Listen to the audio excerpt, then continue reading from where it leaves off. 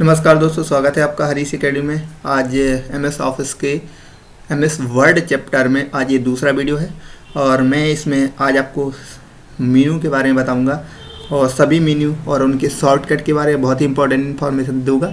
तो आप कंटिन्यू इस वीडियो को लगातार शुरू से लास्ट तक देखे रहते ताकि मैं आपको पूरी इन्फॉर्मेशन दे सकूँ फॉर कॉम्पिटिटिव एग्ज़ाम, जो भी ग्रुप 4, ग्रुप 2 और पटवारी और अन्य सभी एग्जाम में इसी से रिलेटेड काफ़ी सारे क्वेश्चन पूछे जाते हैं। ओके, तो आइए शुरू करते हैं। सबसे पहले इसकी जो मेनू ऑप्शन है, सबसे पहला मेनू है वो है फाइल मेनू, और इसमें जो मेनू है वो new, open, close, save, save as और आपका पेज सेटअप, प्रिंट व्यू और प्रिंट और एग्जिट, ये इंपॉर्टेंट ऑप्शन होते हैं जो एग्जाम में पूछे जाते हैं। ओके, तो सबसे पहला है जो न्यू।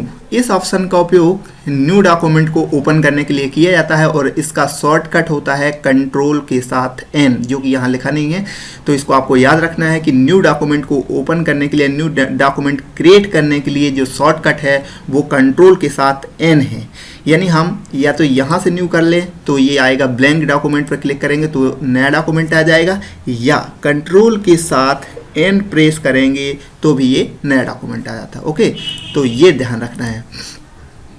मैं तो अगला ऑप्शन है इसका ओपन। इस ऑप्शन का उपयोग किसी भी पुरानी फाइल जो हमारे द्वारा सेव की गई है उसको ओपन करने के लिए किया जाता है और इसका शॉर्टकट होता है कंट्रोल ओ। मैं तो ये शॉर्टकट जरूर याद रखना है। एन मतलब न्यू, ओ मतलब ओपन, यानी कंट्रोल के साथ सभी यूज करना है, तो ये तो ध्यान रखना है। कंट्रोल के साथ एन मतलब न्यू, कंट्रोल के साथ ओ मतलब ओपन। तो यहाँ पे क्लिक करने से हमारे पास ये बॉक्स आएगा, इसमें से हमारी जो पहले से सेव फाइल है उसको सेलेक्ट करेंगे और ओपन पर क्लिक करेंगे तो वो फाइल ओपन हो जाएगी। ओके, तो ये ओपन हो गया। इसके बाद यदि हमें इसको क्लोज करना है, अगला ऑप्शन है यहाँ पर क्लोज।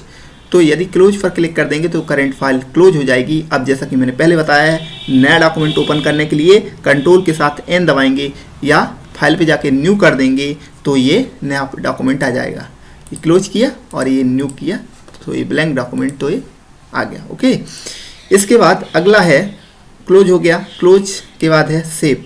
यदि हमने कोई फाइल बनाई है उसको भविष्य में यूज करने के लिए, यदि हम उसको सुरक्षित करना चाहते हैं तो इसके लिए फाइल पे जाकर सेव करते हैं और यहाँ इच्छा अनुसार नाम देते हैं जिस नाम से हम फाइल को सेव करना चाहते हैं, जैसे राज्य के नाम से, और इसको सेव पर क्लिक कर देते हैं तो ये फाइल भविष्य में सेव हो जाती है। और सबसे इम्पोर्टेंट चीज़ कि टाइटल बार में हमें उसका टाइटल तो दिखेगा, साथ ही जो अनटाइटल था, यानी यहाँ पर अनटाइटल लिखा हुआ था वहाँ पर एक टाइटल आ गया, यानी raj.doc, यानी एमएस वर्ड का जो एक्सटेंशन है वो .doc होता है। ये भी बहुत इंपॉर्टेंट है, तो इसको याद रखना है कि जो वर्ड का एक्सटेंशन होता है वो .doc होता है और टाइटल बार में उसका नाम के साथ .doc और जिस प्रोग्राम को चला रहे हैं उसका नाम रहता है। ओके, इसके बाद अगला ऑप्शन है सेव एज। सेव एज का मतलब क्या होता है? अक्सर हमने सुना है सेव और सेव एज क्या होते हैं।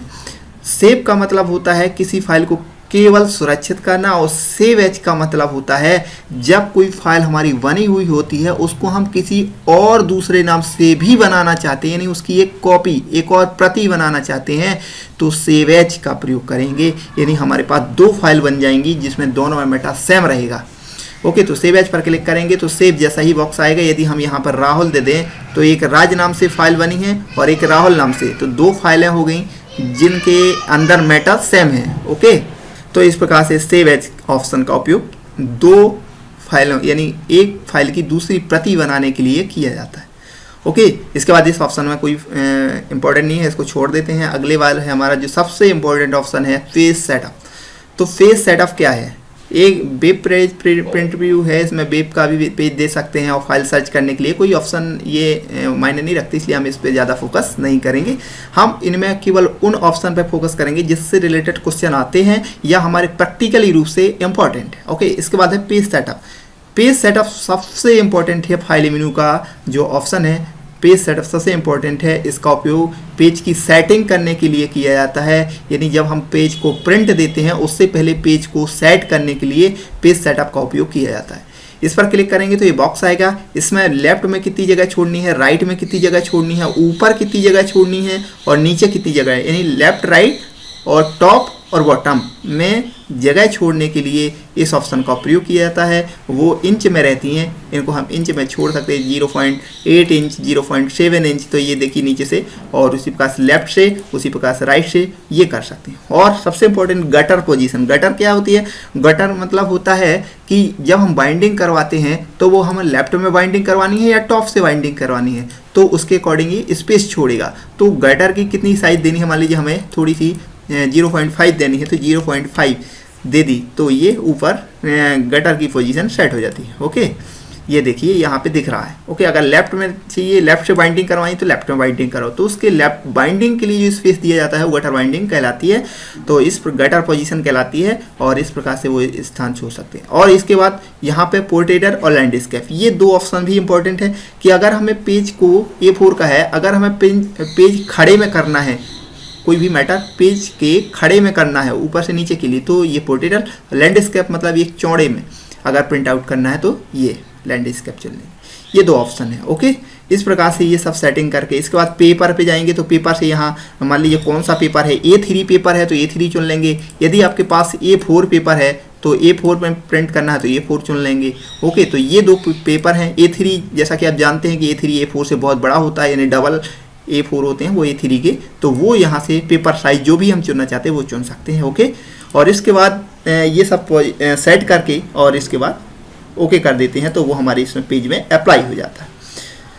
ओके, तो इस प्रकार से ये पेज सेटअप बहुत ही इंपॉर्टेंट है, और इससे काफ़ी क्वेश्चन पूछे जाते हैं कि लेफ्ट राइट और टॉप डाउन में स्पेस छोड़ने के लिए कौन से ऑप्शन का उपयोग किया जाता है, तो पेज सेटअप का उपयोग किया जाता है। ओके, पेज सेट करने के बाद उसका प्रीव्यू देखा जाता है, या प्रिंट करने से पहले प्रीव्यू देखा जाता है कि वह कैसा दिखेगा। तो ये प्रिंट प्रीव्यू आप देख सकते हैं, और इसके बाद यहाँ से क्लोज कर सकते हैं। यानी प्रिंट करने से पहले पेज कैसा दिखेगा उसे देखने के लिए प्रिंट प्रीव्यू ऑप्शन का उपयोग किया जाता है। इसके बाद है प्रिंट, और इसका उपयोग पेज को सेट कर लिया, उसको देख लिया, अब फाइनली उसको प्रिंट करने के लिए प्रिंटर के माध्यम से प्रिंट ऑप्शन का उपयोग किया जाता है। इसका शॉर्टकट होता है Ctrl+P, और इस पर क्लिक करेंगे ये बॉक्स आएगा। यहाँ से हम चुन लेंगे कौन सा प्रिंटर है, प्रिंटर से प्रिंटर का नाम चुन लेंगे। यहाँ से इसी पेज को प्रिंट करना है तो करंट पेज, सभी को चुनना है तो ऑल पेज। यदि हमें स्पेशल पेज चुनना है, मान लीजिए 1 से लेकर के 5 था तो 1 to 5, यदि हमें मान लीजिए 7 में से 8 में तक चलना है, 1 से 5 था और फिर 6 7 नहीं करना, तो 8 से 9 था, या अब हमें 12 करना है केवल, तो कॉमा लगा के 12 के बाद 15 करना है। तो ऐसे करके हम ये प्रिंट के लिए पेज भी चुन सकते हैं, स्पेशल पेज चुन सकते हैं, और इसके बाद ओके पर क्लिक कर देंगे। और इसकी अगर कुछ स्पेशल प्रॉपर्टी सेट करना है तो प्रॉपर्टी भी सेट कर सकते हैं, जैसे सपोज दैट अगर हम बोथ साइड में करना चाहते हैं प्रिंट, ये सब प्रॉपर्टी है तो वो यहाँ से हम सेट कर सकते हैं। दोनों साइड प्रिंट करना है तो पेपर के अकॉर्डिंग, चूँकि मेरे यहाँ पे प्रिंटर है नहीं, यदि यहाँ प्रिंटर का नाम रहेगा तो उसके अकॉर्डिंग प्रॉपर्टी हम उसकी सेट कर सकते हैं कि दोनों साइड प्रिंट करना है लेफ्ट राइट में करना है, किस प्रकार से वो सेट कर सकते हैं। ओके, इस सब सेटिंग करने के बाद ओके कर देंगे तो ये प्रिंट चला जाएगा। ओके, तो प्रिंट देने के लिए फाइनली प्रिंट ऑप्शन का उपयोग किया था, और इसका शॉर्टकट होता है P से प्रिंटर तो Ctrl+P, सेव से सेव तो Ctrl+S, O से ओपन Ctrl+O, N से न्यू Ctrl+N। इसके बाद आते हैं अगला मेनू हमारा एडिट मेनू। एडिट मेनू यह भी अगला मेनू है हमारा, और इसमें काफ़ी इंपॉर्टेंट ऑप्शन है। तो सबसे पहला है इसमें अंडू फॉर्मेटिंग लिखा है। क्यों लिखा है? क्योंकि इस ऑप्शन का उपयोग पिछले परिवर्तन को प्राप्त करने के लिए किया जाता है। सपोज दैट मैंने इसको अभी किया रेड, ओके, रेड करने के बाद अब मैं इसे पुराना वैसे ही चाहता हूँ तो एडिट पे जाऊँगा, अंडू कर दूंगा, तो ये पहला मेरा ऐसा था उसी प्रकार से हो जाए। यानी पिछले परिवर्तन को प्राप्त करने के लिए अंडू का उपयोग किया जाता है। इसका शॉर्टकट होता है कंट्रोल के साथ Z, ये बहुत इंपॉर्टेंट है। अंडू का शॉर्टकट होता है Ctrl+Z। इसके बाद रीडू, यह भी एडिट का अगला ऑप्शन है। इसका उपयोग अंडू के अपोजिट होता है, जैसा कि इसमें एरो से शो हो रहा है कि अंडू इस साइड काम करेगा तो अपोजिट क्या करेगा, रीडू। यानी अगर मैं रीडू कर दूं तो रेड पुनः हो जाएगा, और अगर अंडू कर दूं तो पुनः ब्लैक हो जाएगा। तो ये क्या है, अंडू के अपोजिट रीडू, रीडू के अपोजिट अंडू। इसका शॉर्टकट होता है Ctrl+Y होता है। Z याद रखें पहले और Y रखें बाद का, यानी इसके अपोजिट है ZY। ओके, अंडू और रीडू। इसके बाद अगला ऑप्शन है कट। इस ऑप्शन का उपयोग किसी भी टेक्स्ट को या पूरे मैटर को कट करने के लिए किया जाता है। इसका शॉर्टकट होता है Ctrl+X। X कैंची से याद रखें, इसका ऑप्शन है शॉर्टकट है Ctrl+X। इस पर क्लिक करेंगे तो यहाँ से पूरा टेक्स्ट कट हो जाएगा। जहाँ पर इसको हम पेस्ट करना चाहते हैं तो वहाँ पर कर्सर ले जा करके और एडिट पे जाके हम उस चीज़ को पेस्ट कर देंगे तो वो चीज़ वहाँ पेस्ट हो जाएगी।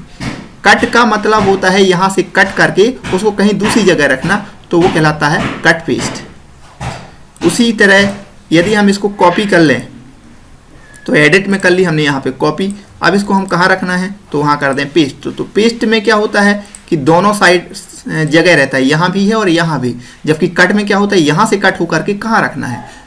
क्लिप बोर्ड में तो दोनों कंडीशन में ही चला जाता है। जब हम कॉपी कर लेते हैं कोई डाटा, हाँ ये बहुत इंपॉर्टेंट है कि जब हम किसी डाटा को कॉपी करते हैं तो वो किस मेमोरी में रहता है, तो वो रहता है क्लिप बोर्ड मेमोरी में। जैसा कि आपको ये क्लिप बोर्ड दिख रहा है, ये क्या है, क्लिप बोर्ड है। क्लिप बोर्ड में ये स्टोर हो जाता है और जब पेस्ट करते हैं तो वो क्लिप बोर्ड से आ जाता है। तो कट में क्या होता है, यहाँ से उठ करके दूसरी जगह आ जाता है और कॉपी में यहाँ भी रहता है और यहाँ भी रहता है, दोनों में सिर्फ इतना ही अंतर रहता है। इसके बाद कट कॉपी, इसके बाद है पेस्ट हो गया।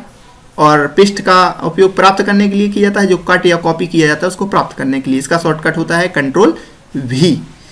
शायद मैं स्पीड में बोल रहा हूँ क्योंकि मित्रों को शिकायत रहती है कि मैं बहुत स्पीड में बोलता हूँ, तो मैं चाहता हूँ कि 1 या 2 वीडियो में सारी मीनिंग ख़त्म कर दूँ और इसके बाद इसके संबंधित ऑब्जेक्टिव क्वेश्चन सॉल्व करूँगा।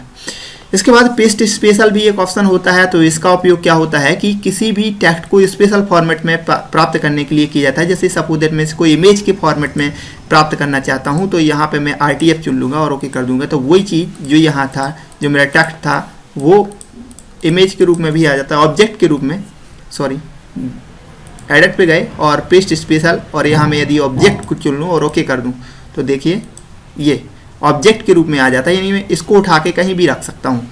तो ये पेस्ट स्पेशल एक स्पेशल ऑप्शन है।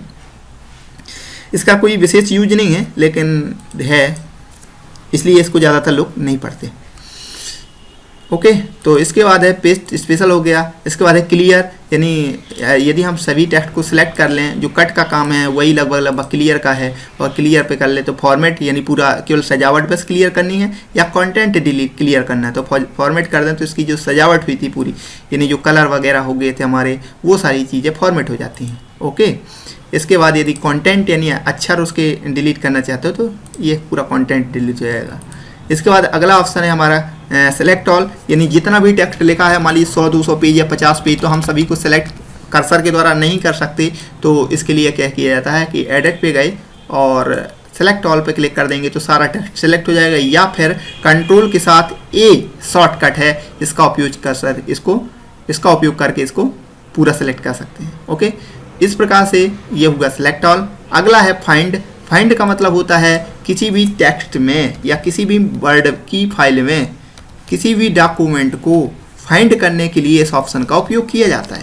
सपोज दैट मेरे पास ये टेक्स्ट है, इसमें से मुझे क्या ढूंढना है, हरीश कहाँ लिखा है, तो ऐसी मेरे पास 100-200 की फाइल है और उसमें से किसी एक स्पेसिफिक वर्ड को फाइंड करने के लिए इस ऑप्शन का उपयोग किया जाता है। तो फाइंड पे जाएंगे, इसका शॉर्टकट होता है कंट्रोल F। तो इस पर क्लिक कर दिया, चाहे यहाँ पे क्लिक कर दें और या फिर कंट्रोल के साथ F पेस्ट कर दें तो भी वही आएगा। यहाँ पे जैसे मैंने HARISH डाल दिया तो, और इसके बाद फाइंड नेक्स्ट पर क्लिक करूँगा तो बताएगा, यहाँ पे विलिंक करेगा कर्सर, उसको हाईलाइट करेगा कि यहाँ पर आ गया, और फाइंड नेक्स्ट करूँगा तो बता रहा कि word has finished searching the document, मतलब अब डॉक्यूमेंट और कहीं नहीं है, वर्ड मतलब हरीश नाम का और कहीं कोई वर्ड नहीं मिला।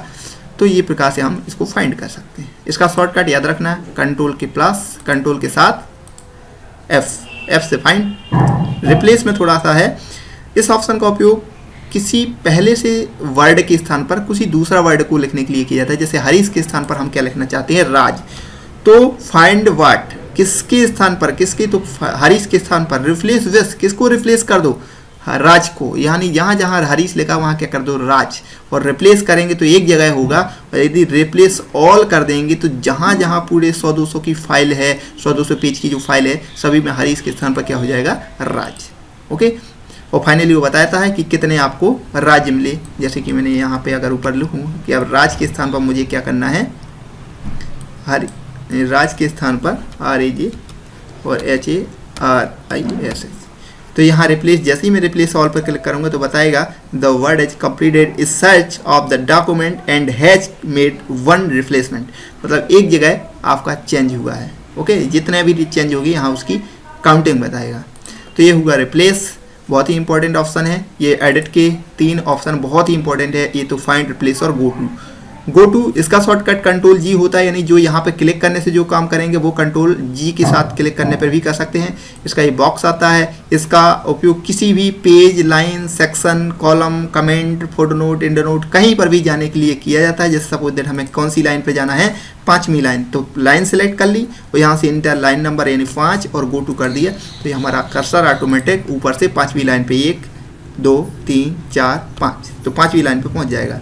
इस प्रकार से एडिट के ऑप्शन कंप्लीट हुए और मैं अगले वीडियो में view insert format, tool, table और विंडो हेल्प के ऑप्शन कंप्लीट करूंगा। तो प्लीज़ अगले वीडियो को मेरे देखिए, इंतजार करिए। तब तक के लिए नमस्कार। यदि मित्रों आपको ये वीडियो पसंद आए तो प्लीज़ लाइक करें, शेयर करें, कमेंट करें। यदि आपकी कोई स्पेशल क्यूरी है तो मुझे ज़रूर से पूछें।